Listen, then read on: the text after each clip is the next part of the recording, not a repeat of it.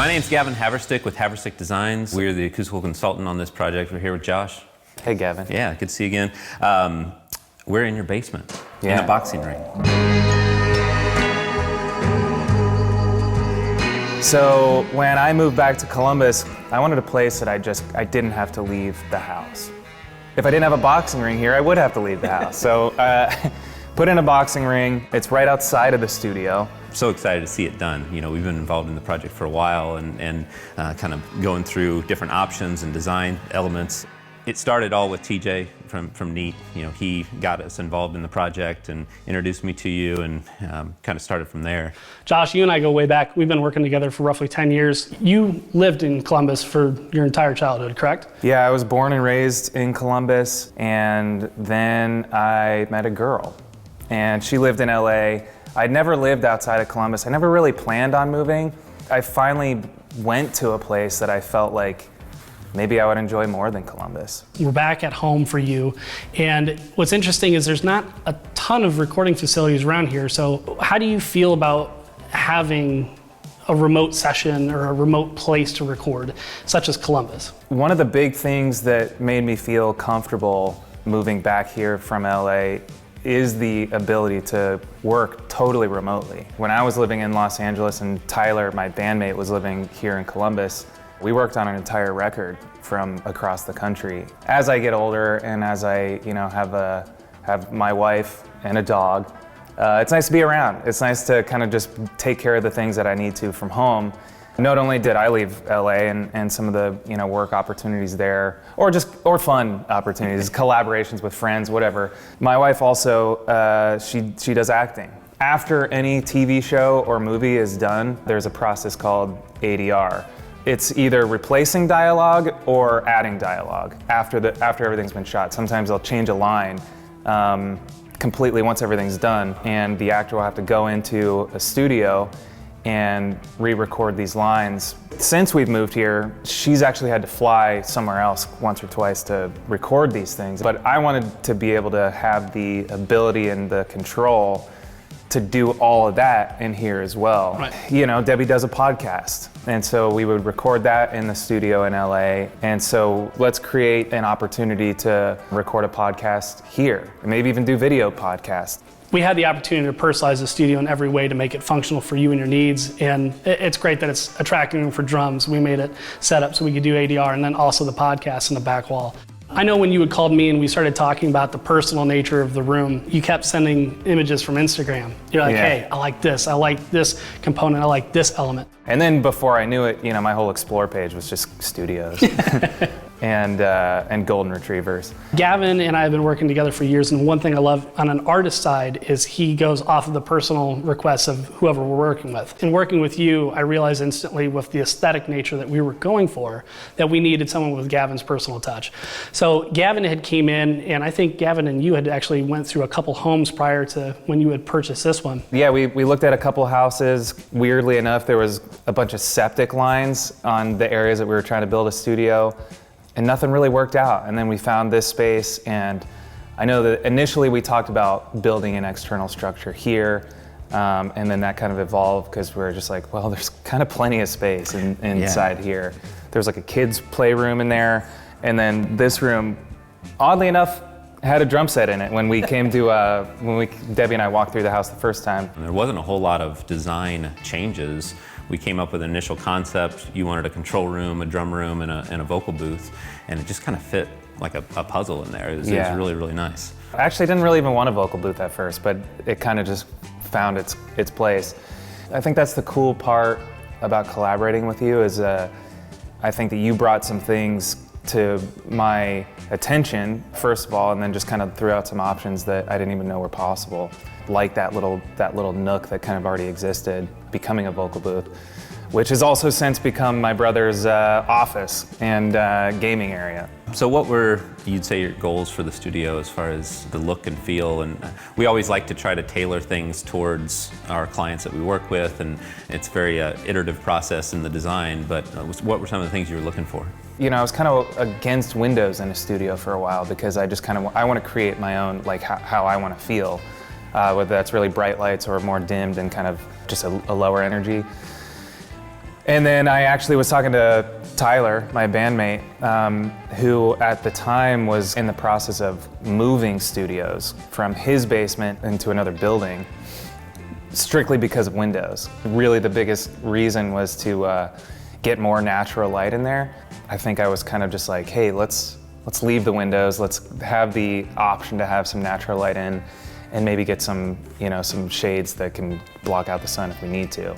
One of your concerns was the isolation, of course, and that was part of the idea of maybe covering up the windows, because typically that's the weak link in the isolation system, and that just by doubling the windows, so we had the external window that was already there, we added a laminated glass window inside of it with a big air gap that cut out plenty of sound. Someone could be mowing the yard outside and you could still track drums in there if you needed to. But the cool part was that every room in there has a window. Like, that's uncommon too, that we could shape it in a way that the drum room has natural light, control room, and the vocal booth when you want it. I was telling Tyler too, I was like, I couldn't imagine, now I barely close the windows, the shades. I really prefer the sunlight coming in, and then at night, you can control the atmosphere with the lighting. It's all about the feel of the studio. It's like our mission statement for our business is we create rooms that inspire, and you could have the best sounding room in the world, but if you don't want to be in there and you don't feel creative when you're in that space, then it misses the mark. So this space, if you're talking about wanting to be creative and inspired, I mean, this is the one. Yeah, another thing that you kind of you brought in, shortly after we moved here, Debbie and I have a really good couple of friends. It's a married couple named Myla, and they're artists, and they do incredible work. Debbie, she was like, hey, would you guys want to come and do a mural in our house? So they were kind enough to fly all the way out here and paint like a 25-foot wall, room really, in our house that it's kind of like, we call it the cathedral room. So we had a giant scaffold out, and they were up there painting, and Debbie and I got involved a little bit, painted. When I showed you the photos of that, you called me and you were like, hey, all the walls are fabric and those are actually able to be printed on. So if you wanted them to come up with a design, then we could print those.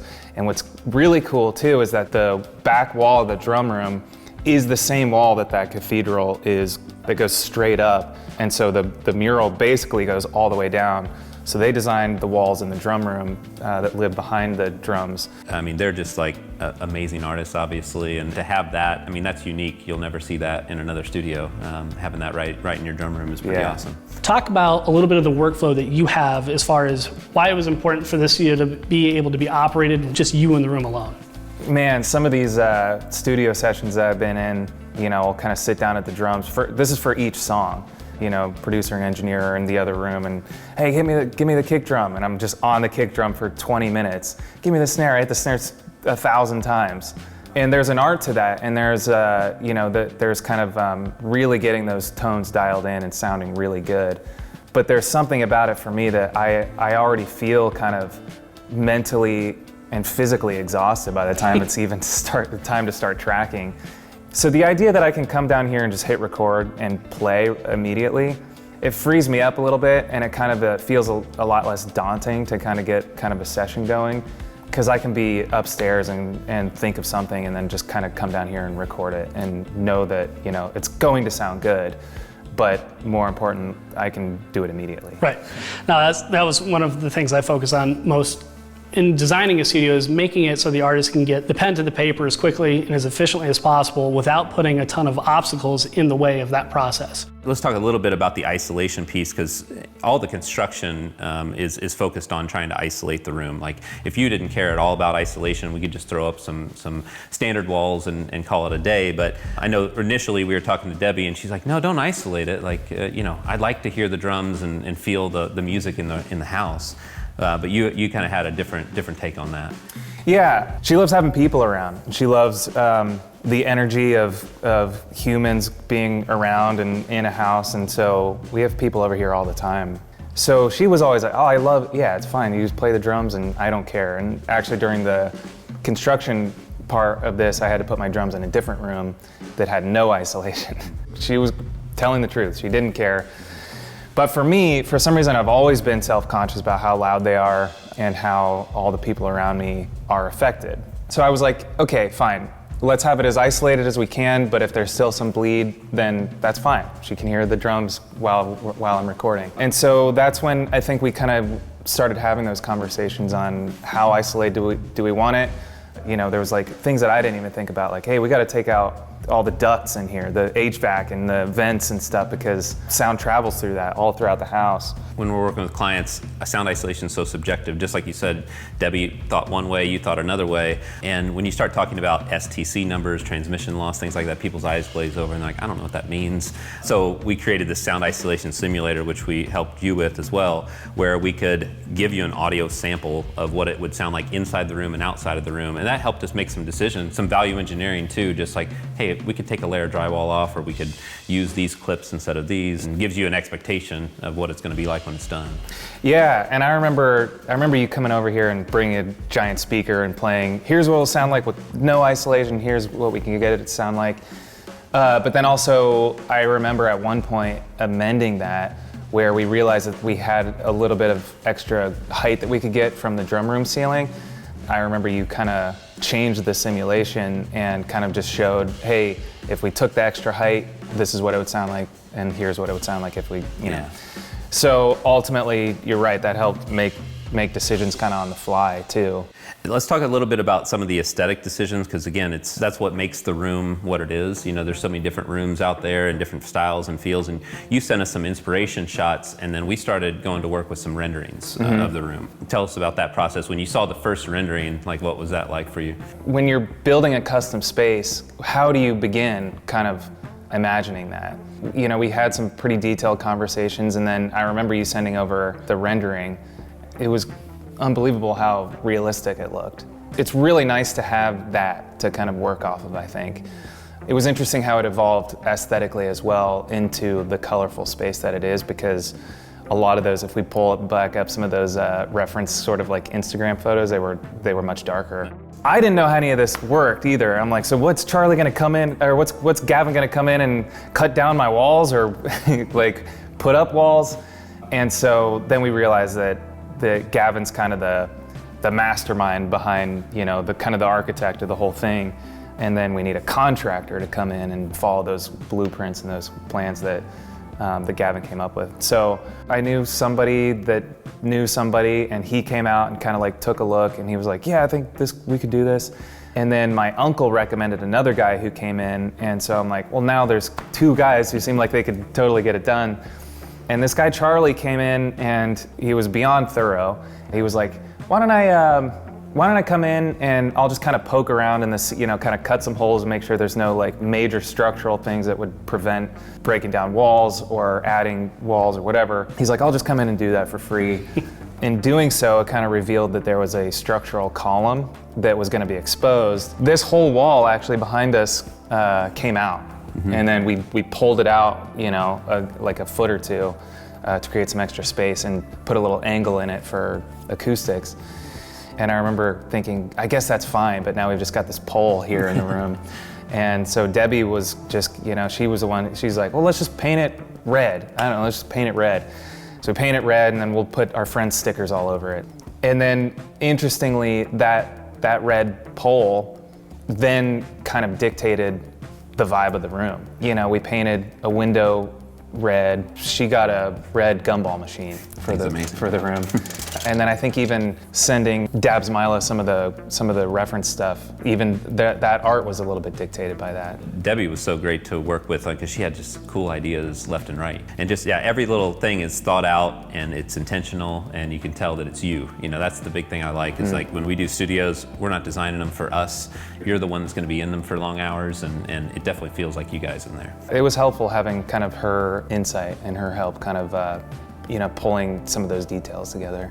With the renderings, one last point on that is that it also helped us select floor colors. We were able to easily change out different floor types, and you guys were deciding off of 3 or 4 different options, and so we just made renderings for each of them, and you could go back and forth and see what it looked like. And there's so much that goes into designing a studio, because that was such a tough part, is choosing the floor. Charlie, the contractor, he actually came with me to like 3 different flooring places. We got sample pieces, and we set them by the wall, and we get a sample of the fabric and put it next to the different samples, and then I would just take photos and send it to you. You send a rendering back. Super helpful to have that technology to be able to kind of see the rendering. And then once we got their final art to help totally pull it together. Speaking of Charlie, I do want to talk about that because the team on this project, actually I just want to bottle them all up and like take them with me to all the jobs that I do. I'm here with Charlie Griffey, who was the contractor on building this studio. You told me that you'd never done a studio before, so what were you thinking when I initially asked you to do it? I just really studied the plans and wanted to make sure I kind of somewhat knew what I was talking about. And I just kind of dug in deeper, like even outside of even Gavin's plans, just learning different stuff and isolation techniques and stuff like that. But first time I got the opportunity, I knew I wanted to do it and I knew I wanted to be involved. When I'm looking for a contractor, I'm looking for someone with attention to detail, someone that's excited to learn a new trick, because a lot of times it's the first time they've ever built a studio, and then someone that's not afraid to ask questions, and Charlie hits all of those. It was great communicating with him, he's very responsive, but then the attention to detail, I remember sending a plan set that was 30, 40 pages, and on one of the sheets he said, I think there's a typo in the small notes at the bottom of the page, and I was like, I love this guy. Yeah. Like, this guy is the best. I want that on this project, because I want people to look at these plans and say, I want to do it just like this, so I'm not like calling audibles and it could change the acoustical performance if you do that. We definitely could not have done this without a great set of plans. And Gavin's plans were well spelled out, well thought out, and you know, it was, I don't know, probably 40 pages worth. And with any project, it all starts with a good plan. When his portion of work was done, and we kind of handed the keys over to the guy coming in to do acoustic stuff, Charlie still came over to the house and he was like, I'm just interested, I'm curious, I like this type of thing, I always want to learn and make sure that they're kind of doing things the way that we did it. Over the 7 months or so that it took to kind of get this thing from start to finish, I think we became friends. You were at my house pretty much every day for 7 months. Saw you in concert. Yep, yeah, came out to Kansas City. He came out to Kansas City. Your confidence in your ability to do it and the people that you work with. I would never do anything at my house now that didn't involve you and your team. He was incredibly detailed and the timing was perfect. I mean, working close with Charlie allowed me to know when my team was going to come in, because basically Gavin had set everything in motion. Charlie built the structure, and then once we got to the framing side of things, that's when I brought in my team. It's great. My team was actually Sweetwater. I brought in my sales engineer, John Krempel, and then I brought in another friend of mine that's also a sales engineer at Sweetwater. His name's Patrick Cobley. After we had finished, there was one last pivotal moment where we had brought in Mike Peacock. He came in, he's a sales engineer that I've worked with for years at Sweetwater, and he came and tuned the speakers to the room. Just working on a time frame, because everything had to happen at a very specific time, and Charlie was great about scheduling all of that. And then we bring in Matt Call from Simplified Acoustics. He was the one who wrapped all of the walls in the cloth, right? Yes.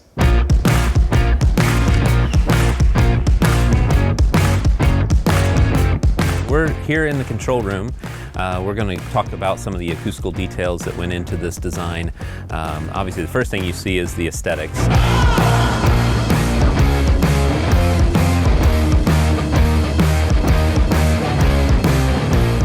At the end of the day, the room has to perform well acoustically. The first thing you'll see is the centralized location for the mix position here, and you want symmetry in a control room. When we designed this space, we canted out the walls and gave them some angles so that first reflection points were minimized. So we modeled that out doing ray tracing and making sure that we optimize those angles. The whole studio is centered around the PMC 6.2s. So we've got the 6.2s and then a single sub on the left side.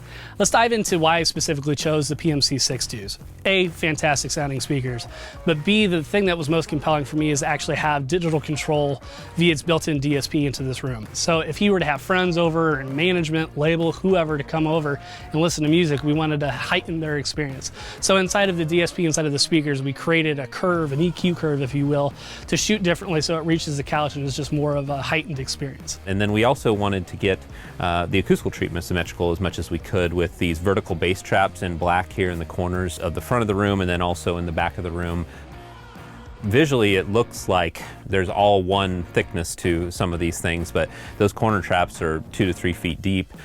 We've got 6 inches deep for the white section of the walls that are behind stretch fabric, and then we have 4 inches deep of acoustical treatment where the light gray is.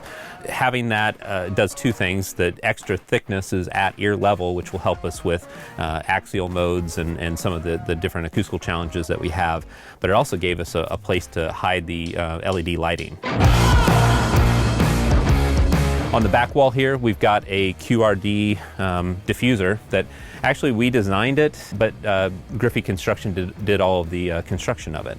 And that's built into a base trap that's 6 inches deep behind the fabric there. We wanted to make sure that we didn't make it seem too claustrophobic in the space.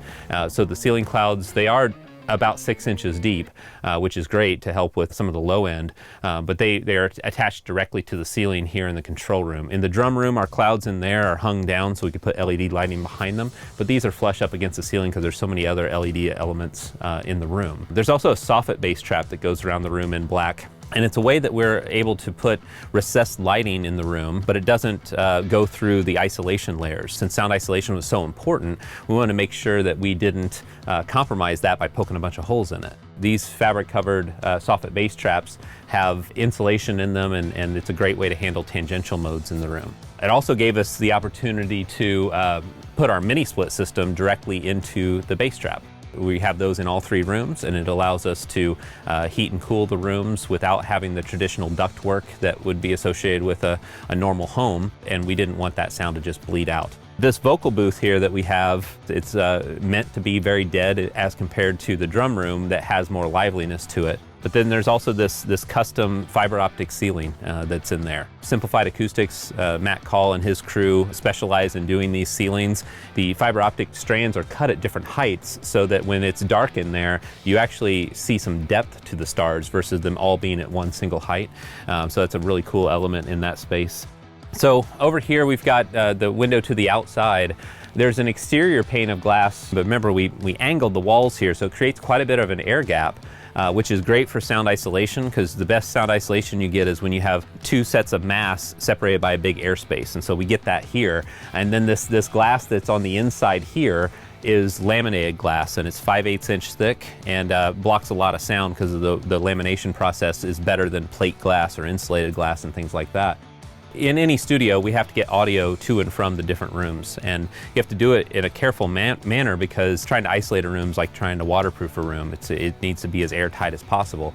So all the conduits that when they travel through the walls, they're all heavily sealed with silicone caulking and stuffed with putty pads, and making sure after the wires are tested, of course, that we then stuff it and seal it up so that there's no weak point in the isolation chain. There's conduits that run from this console all the way up and over the ceiling. On either side of the couch, there's XLRs in and out for being able to record a podcast. Also conduit running to the vocal booth. Then the big one is going into the drum room. The floor of the drum room is actually floated, where there's these isolators that go underneath wood joists, and it also gives us a depth to be able to run conduit straight underneath the drum floor and pop up exactly where we wanted it to be underneath the drum kit. Tell me a little bit about what drum sound you wanted out of the room, because you had kind of a thing that you wanted that we were trying to shoot for. I've always been really attracted to very live sounding drums. Drums sound different live than they do in a studio and under a microphone. And so I wanted to be really intentional about being able to kind of feel the liveness while the sound really caters to what's going to sound best on a record. That was probably pretty tough information for me to, I didn't know how to describe it. Sure. But I think that dialing in the acoustics in such a way to where it feels great to play the drums, but the sound is perfect for a recording, I think it was done perfectly.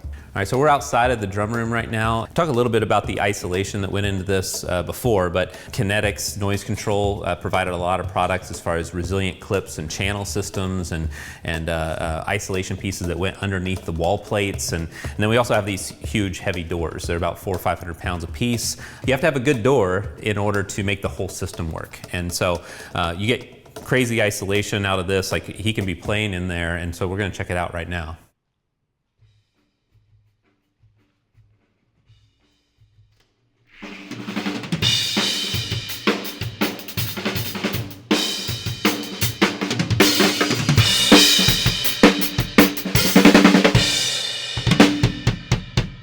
Hi, Jim. Hey, Jim. Good boy.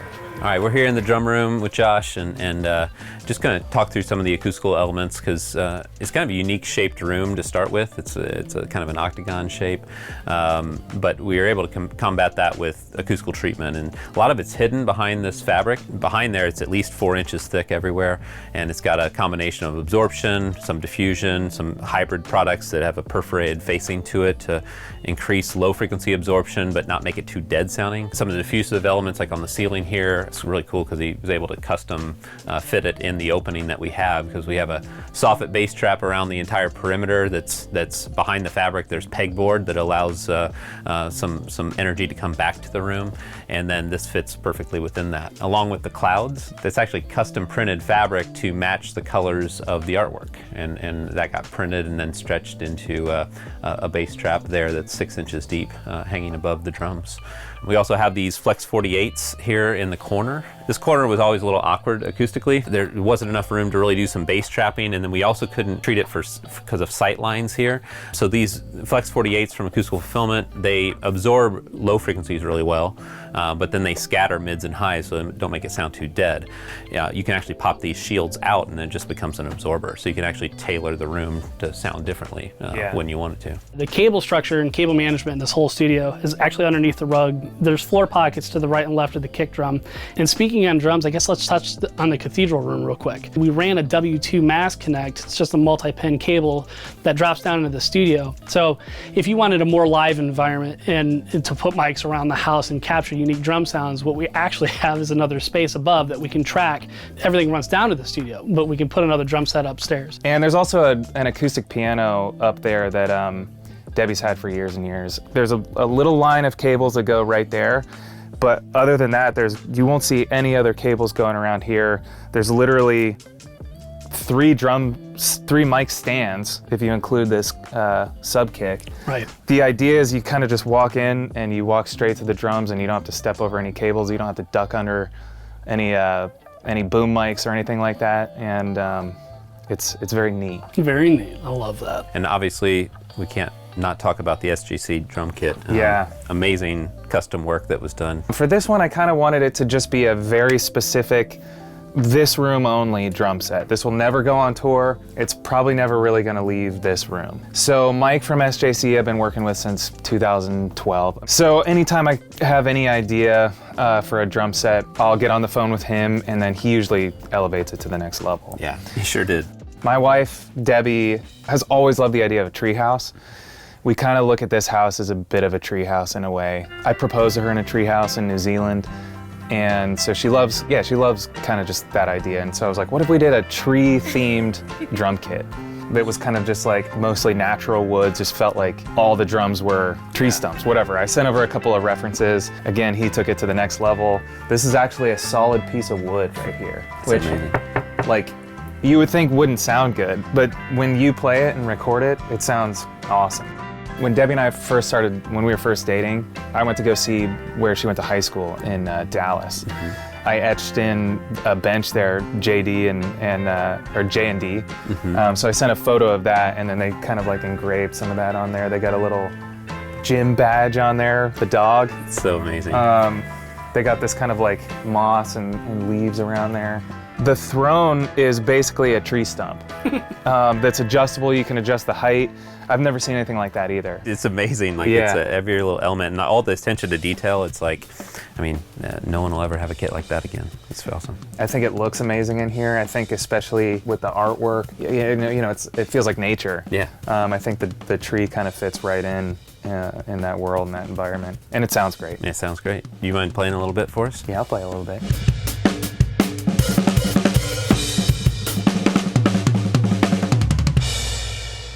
What are you most excited about having such a unique studio experience as quick as just walking downstairs?